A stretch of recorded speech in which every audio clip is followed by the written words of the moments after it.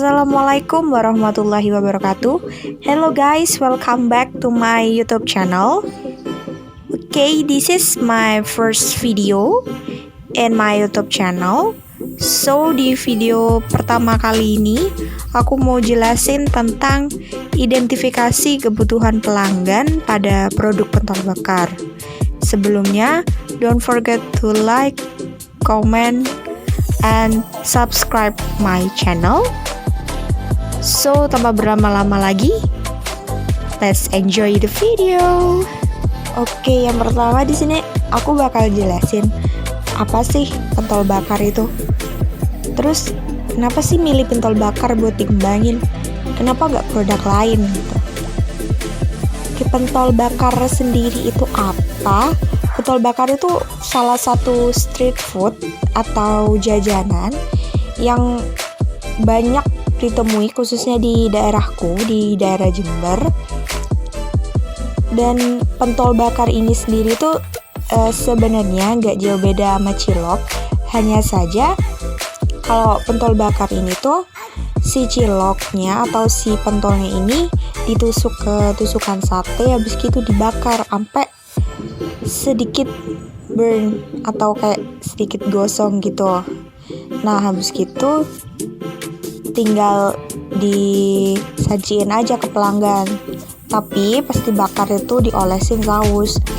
Umumnya sausnya itu dari kecap, minyak, dan mungkin ada sedikit pasta, saus pasta gitu, atau mungkin ada bumbu-bumbu rahasia dari si penjualnya itu.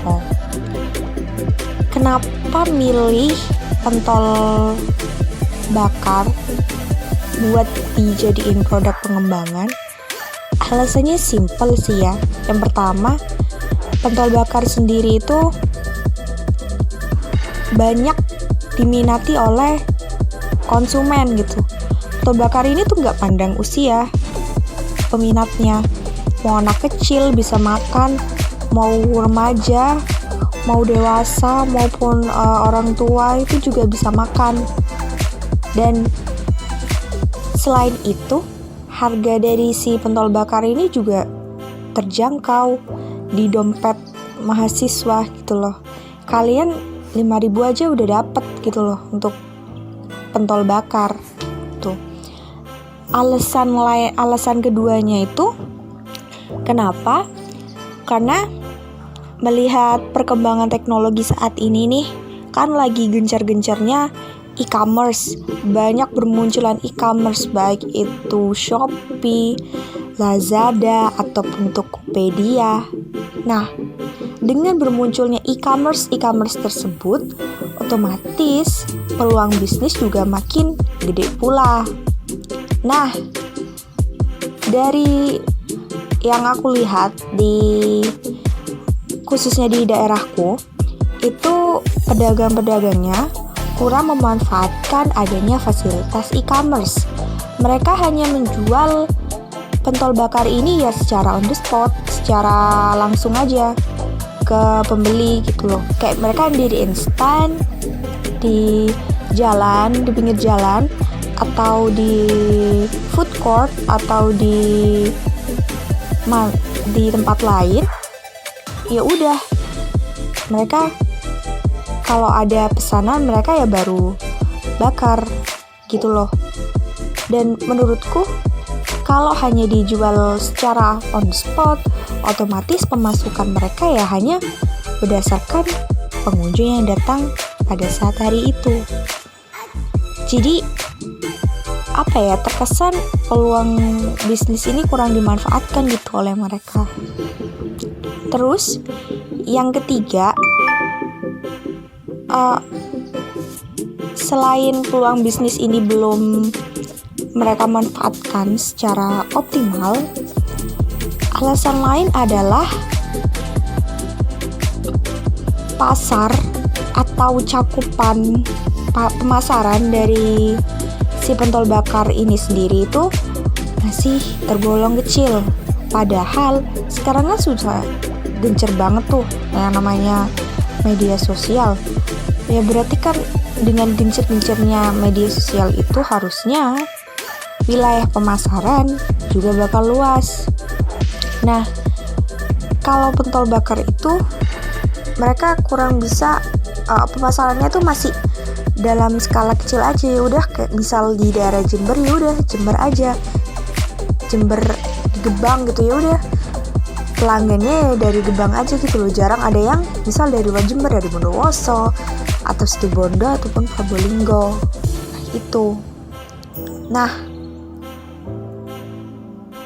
alasan-alasan tersebut itulah yang membuat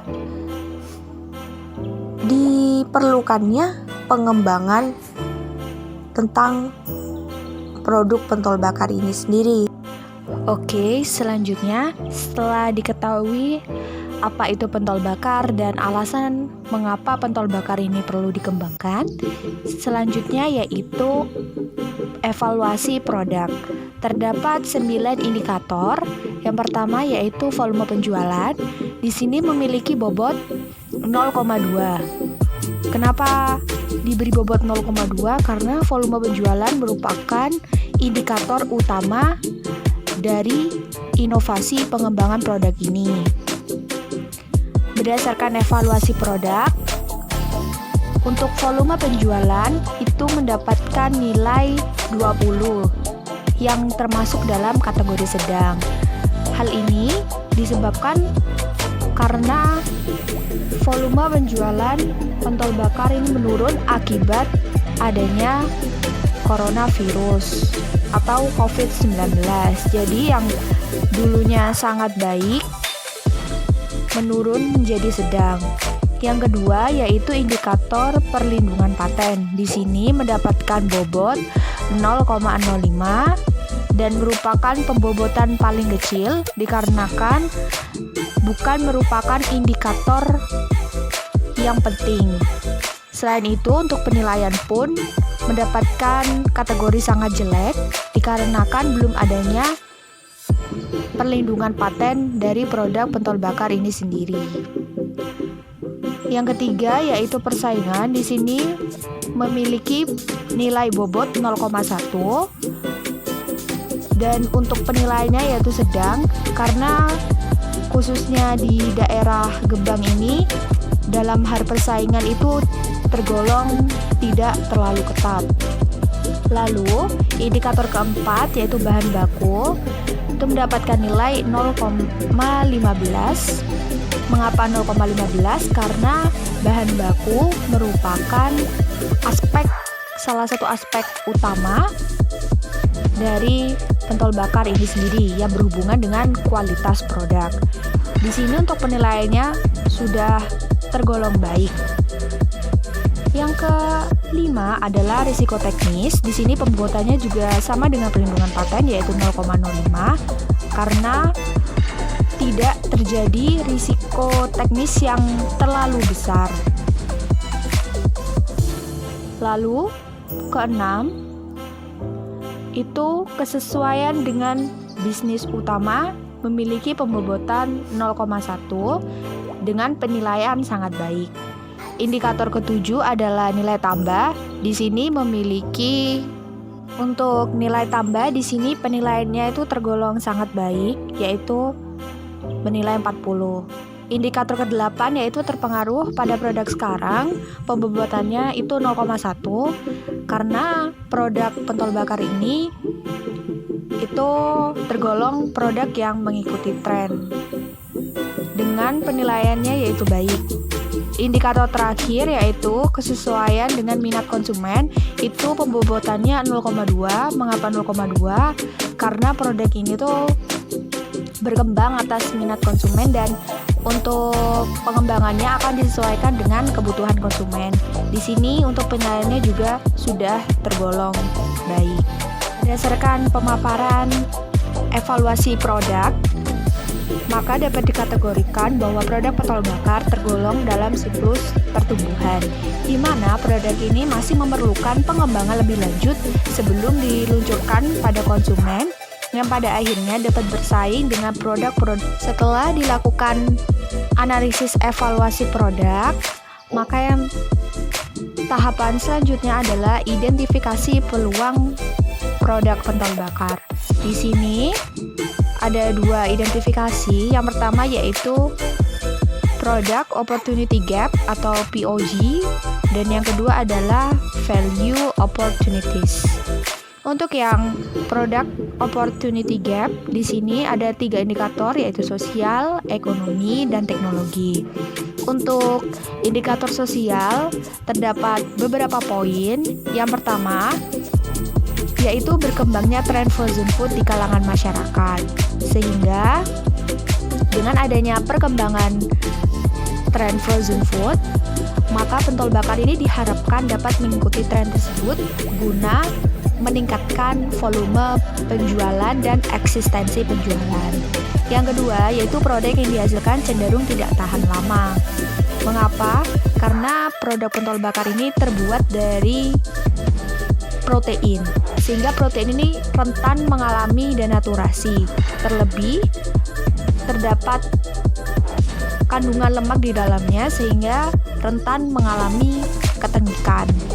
Yang ketiga yaitu terdapat keinginan produsen untuk mengembangkan produknya mengikuti tren yang sedang berkembang yaitu frozen food. Di sini produsen itu tertarik untuk mengikuti tren yang sedang booming yaitu frozen food dikarenakan penjualan mereka itu mengalami kemerosotan, sehingga diperlukan inovasi atau pembaharuan guna menjaga eksistensi. Yang keempat yaitu penjualan hanya on the spot dan via makanan online, sehingga pelanggan luar kota tidak dapat menjangkaunya. Yang kelima, produsen ingin mengembangkan usahanya menjadi lebih besar.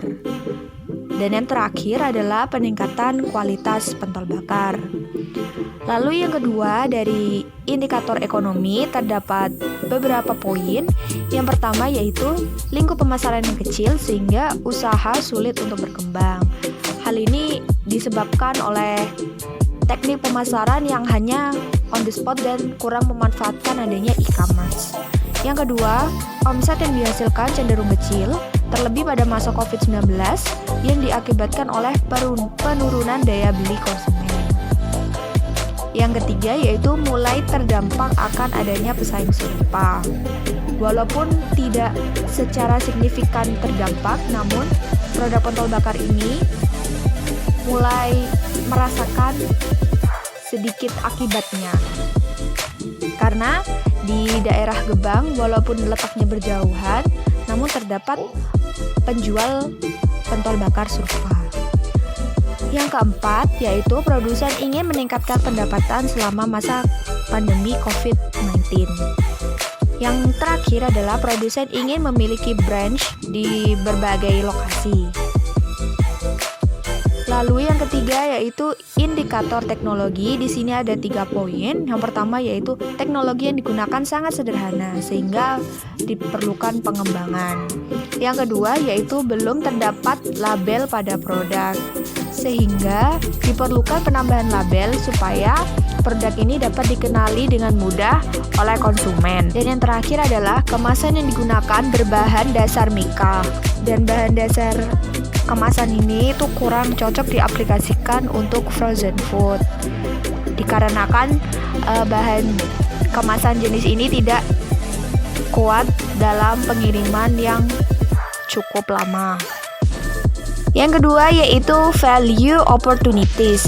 Di sini ada 3 value yang diidentifikasi. Yang pertama yaitu identity, yang kedua impact, dan yang ketiga adalah quality.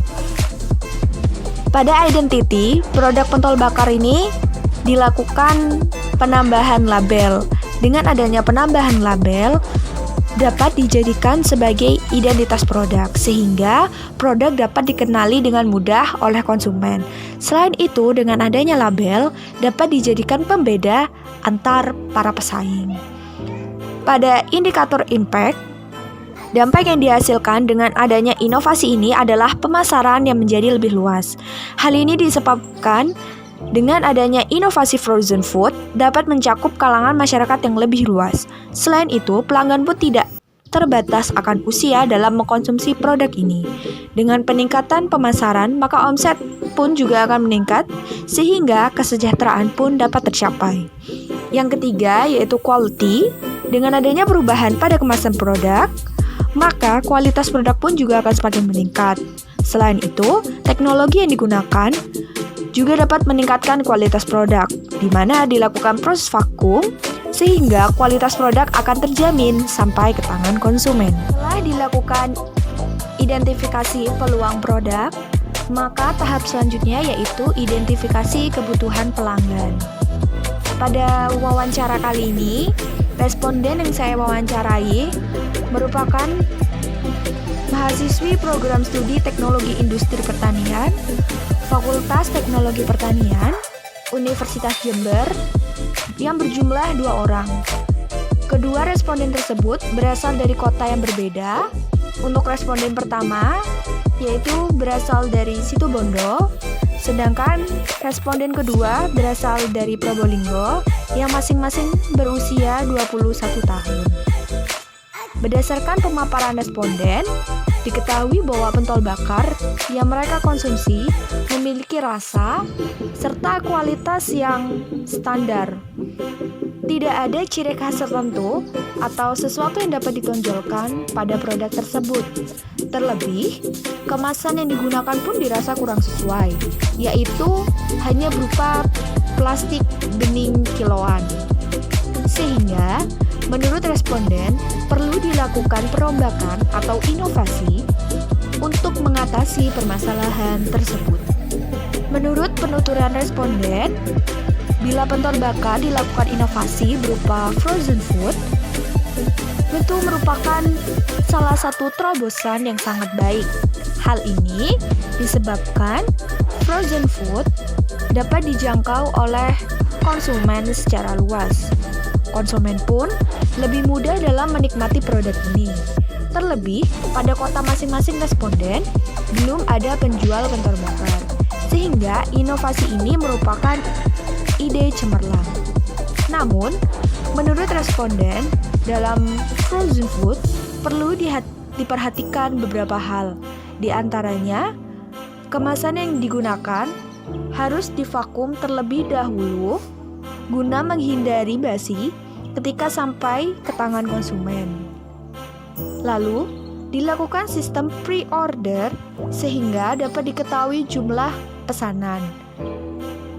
Responden juga menambahkan bahwa diperlukan penambahan label yang berguna sebagai pemberi informasi seperti tanggal kadaluarsa, tanggal produksi, dan produsen, serta variasi harga dan kuantitas produk. Variasi ini bertujuan untuk menjangkau seluruh konsumen, di mana konsumen memiliki tingkat penerimaan yang berbeda-beda terhadap sebuah produk.